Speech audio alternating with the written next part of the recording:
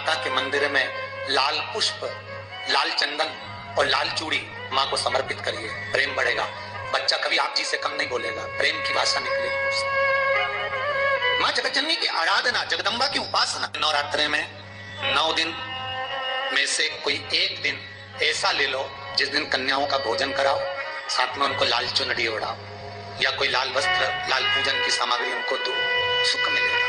देवी की आराधना का एक स्मरण का सुख है महाराज। ज्योत का विधान है, नवरात्रि में देवी की ज्योत लगती है, अखंड ज्योति लगती है, जवारे बुआए जाते हैं, कलश लगता है।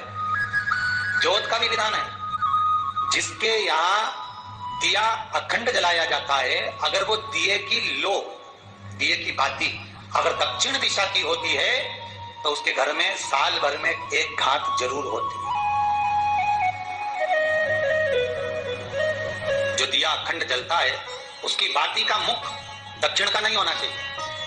अगर आपने देवी भागवत का स्मरण करा हो, देवी भागवत को अगर सुना हो, तो देवी भागवत में स्पष्ट किया गया कि पूर्व की ओर मुख करा हुआ दिया, अर्थात पूर्व की ओर ज्योत जो जलाई जाती है वो संपदा की वृद्धि करती है।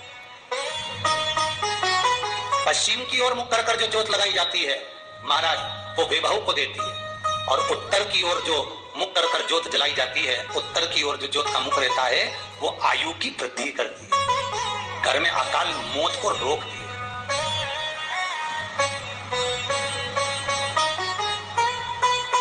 नवरात्रि का जो भाव तत्व है उसको भी अच्छे से समझ लेना।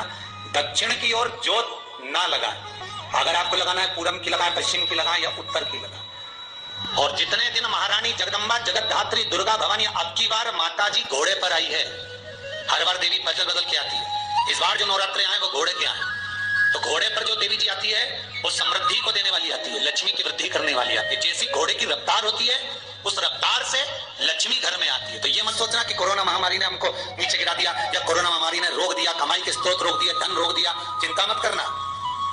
मेरी माँ जगतजननी दुर्गा भवानी अब की बार घोड़े पर आई है, साल भर में इतना धन दे देगी कि आपने पीछे के 4 साल में नहीं कमाया होगा, इतनी मेरी माँ भंडार भर देगी। ये घोड़े पर आई है, कोई साधारण नहीं हो सकता। देवी भागवत में स्पष्ट किया गया, जब जगदम्बा मगर पर आती है उसका भाव अलग है, और जगदम्बा जब हाथी पर आती है उसका भाव अलग है, और जगदम्बा जब घोड़े पर आती है तो जगत को समृद्धिवान बना देती है, वैभव में कमी नहीं आती। अभी भले दुनिया के लोग अभी रोते हैं कि पैसा नहीं आ रहा, कोरोना महामारी ने सब तोड़ दिया, रोक दिया, पर चिंता ना करना, मेरी माँ अगर घोड़े पर आई है तो उसका सुख आपको जरूर मिलेगा। एक जरा सी मिट्टी की दुकान भी अगर आप खोल कर बैठेंगे तो चांदी और सोना के बराबर कमाएंगे, इतना धन देगी वो माता, साधारण नहीं है मेरी माता। तात्विक सुख का आनंद देने वाली, लाभ तत्व प्रदान करने। और नवरात्रि में भी अगर आपकी कोई कामना है, आपकी अगर इच्छा है, आपका मन है, तो जगतजननी की आराधना करो। पति और पत्नी में अगर क्लेश है तो जगदम्बा के मंदिर में मक्खन चढ़ाओ, प्रेम बढ़ जाएगा। आपको लगता है कि पति कोई अन्य स्त्री से लगा हुआ है या परिवार टूट रहा है, तलाक तक पहुंच गया है, तो माता के मंदिर में आप ध्वजा लगवाइए, उस ध्वजा पर मक्खन लगाकर लगवाइए, आपको लाभ मिलेगा। महाराज यदि आपको लगता है कि बच्चे बहुत ज्यादा अपशब्द बोल रहे हैं, मुंह चला रहे हैं और प्रेम नहीं रख रहे, तो माता के मंदिर में लाल पुष्प, लाल चंदन और लाल चूड़ी माँ को समर्पित करिए, प्रेम बढ़ेगा। बच्चा कभी आप जी से कम नहीं बोलेगा, प्रेम की भाषा निकलेगी। माँ जगतजननी की आराधना, जगदम्बा की उपासना। नवरात्रि में 9 दिन में से कोई एक दिन ऐसा ले लो जिस दिन कन्याओं का भोजन कराओ, साथ में उनको लाल चुनरी ओढ़ाओ या कोई लाल वस्त्र, लाल पूजन की सामग्री उनको दो, सुख मिलेगा, आनंद है। सती कथा में कही थी कि नवरात्रे एकम से प्रारंभ नहीं होते, अरे अमावस्या की रात्रि से प्रारंभ हो जाते, इसलिए उसको कहते हैं नवरात्रे। क्योंकि नवमी के दिन माता जी का विसर्जन हो जाता है, जवारों का विसर्जन हो जाता है, व्रत करने वाले कन्या पूजन, भोजन भंडारा कराकर विराम दे देते। तो नवमी की रात्रि उसमें नहीं जुड़ा पाती, उसमें रात्रि अगर जुड़ती है तो ये अमावस्या की रात्रि से जुड़ना प्रारंभ होता है, तब जाकर वो नवरात्रि पूर्ण हो पाती है। पितृलोक में पितृ जैसे निवास होकर भी इंतजार करते हैं। 4 नवरात्रे हैं तो 4 ही श्राद्ध हैं। आज मौनी अमावस्या है, श्राद्ध का विराम हो जाता है और कथा अर्थात नवरात्रे प्रारंभ हो जाते हैं दूसरे दिन। तो यहाँ शास्त्र कह रहा है जैसे हमें प्रतीक्षा रहती है कोई अच्छे कार्य की, कि घर में कोई शुभ कार्य हो, घर में कोई अच्छा आयोजन हो, तो अपने को आनंद होगा, प्रसन्नता होगी। उसी तरह हमारे जो पूर्वज चले गए, जो पूर्वज चाहे वो अधोगति में गए हों, चाहे वो देवगति में गए हों, चाहे वो पितृलोक में निवास कर रहे हो, तो जितने भी पितृलोक में निवास करने वाले पूर्वज होते हैं वो भी ये विचार करते हैं कि हमारे घर के वंश द्वारा, हमारे वंशजों द्वारा कोई ऐसा सत्कर्म हो जिससे हमारे जीवन की वितृप्ति हो और हमें आनंद की अनुभूति हो। और ध्यान दीजिएगा महाराज, आपको चैत्री नवरात्र का स्मरण होगा, आपको शरदीय नवरात्र का स्मरण होगा, पर जो आषाढ़ में और माघ में जो नवरात्रे पढ़ते हैं इसका एक आनंद ही दूसरा रहता है। बस इतना जरूर होता है कि दुनिया के लोग वो जो 2 नवरात्रे होते हैं उसमें कलश की स्थापना भी करते हैं, देवी का पूजन भी करते हैं, अर्चना भी करते हैं, मंदिरों में भीड़ भी रहती है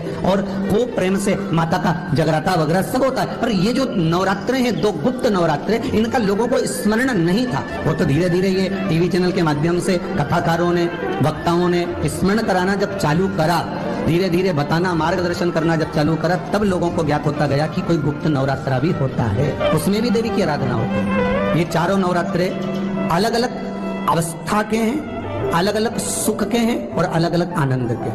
आपके घर में पितृदोष है, आपको ऐसा महसूस होता है, तो किसी भी नवरात्रि के पहले जो अमावस्या पड़ती है, जिस दिन अमावस्या रहे उस दिन चावल की कटोरी में एक कपूर का टुकड़ा रख दीजिए, छोटा सा, और कपूर का टुकड़ा रखकर उस कपूर को दरवाजे के बाहर कटोरी में ही, चावल रखी हुई कटोरी में ही उसको पितरों का स्मरण कर जला दीजिए। और जलाने के बाद उस चावल को कहीं भी किसी भी वृक्ष की छांव में पक्षियों के लिए डाल दीजिए। शिव महापुराण की कथा कहती है, अगर मान लो पितृ आपको कष्ट दे रहे हैं, पितृ आपको तकलीफ दे रहे हैं, कोई काम नहीं होने दे रहे हैं, या कहीं आपको ऐसा लगता है कि पितरों का दोष है, तो वो पितृ दोष देवी, अब ये जो आप करेंगे ये कब कर रहे हैं? अमावस्या के दिन आप उसको रख रहे हैं, अमावस्या के दिन उसको रखकर रात भर आपने रखा कपूर के साथ में, सुबह एकम पड़ गई, नवरात्रि लग गई, उसी दिन उसको जलाकर आपने पटक दिया, अर्थात उससे देवी और पितृ इन दोनों का आशीर्वाद जो प्राप्त होता है, तो घर में से पितृदोष समाप्त होकर लक्ष्मी की वृद्धि प्रारंभ हो जाती है, कार्य में सिद्धता आ जाती है। और नवरात्रि में भी देवी की आराधना का एक स्मरण का सुख है हमारा।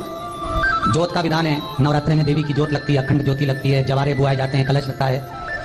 ज्योत का भी विधान है, जिसके यहाँ दिया अखंड जलाया जाता है, अगर वो दिए की लो, दिए की बाती अगर दक्षिण दिशा की होती है तो उसके घर में साल भर में एक घात जरूर होती है। जो दिया अखंड जलता है उसकी बाती का मुख दक्षिण का नहीं होना चाहिए।